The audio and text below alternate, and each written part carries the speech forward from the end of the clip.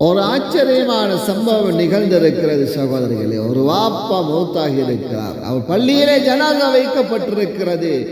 இப்பொழுது அந்த பள்ளியில் இருக்கக்கூடிய இமாம் சொல்கிறார், இவருடைய கடன்கள் இருந்தால் மகனிடத்திலே பெற்றுக் கொள்ளுங்கள் என்று. அந்த மகன் முன்னால் வந்து சொல்கிறார், இவருடைய கடனை எனக்கு கட்ட முடியாது, ஏனென்றால் இவர் அதிகமான கடன் எடுத்திருக்கிறார், நான் எப்படி இதை கட்டுவது என்று இந்த சம்பவம் நிகழ்ந்திருக்கிறது சகோதரிகள். அதனால் அளவுக்கு அதிகமாக நாம் கடன்களை உலகத்திலே எடுக்கக்கூடாது. நமக்கு கொடுக்க முடியமான கடன்களை நாம் எடுக்க வேண்டும் சகோதரிகளே.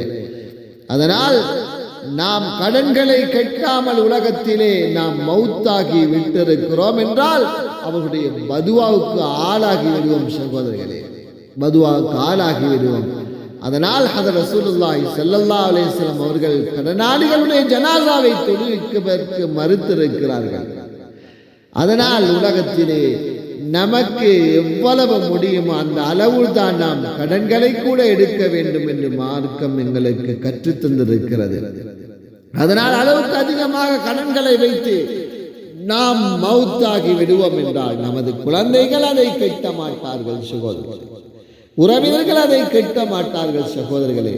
அதனால் நாம் புரிந்து கொள்ள வேண்டும், நமக்கு இருக்கக்கூடியவைகளை வைத்து நாம் உலகத்திலே நாம் வாழ வேண்டும் சகோதரிகள். அளவுக்கு அதிகமாக நாம் கடன்களை எடுத்து உலகத்திலே வாழ்ந்து விட்டு நாம் கபரை அடைவோம் என்றால் அல்லாஹ் பாதுகாக்க வேண்டும். நமது நன்மைகளை கூட அவர்களுக்கு கொடுக்க வேண்டிய நிலைமை கியாமத்துடைய நாளில் ஏற்படும். அதனால் நமது வாழ்க்கை குறுகிய அவகாசம். அல்லாஹுக்கு பயந்த நிலைமைகளிலே நாம் உலகத்திலே அல்லாஹ் எதை தந்திருக்கிறானோ அதை நாம் எடுத்து நாம் வாழக்கூடியவர்களாக பழகிக் கொள்ள வேண்டும் சகோதரிகளே.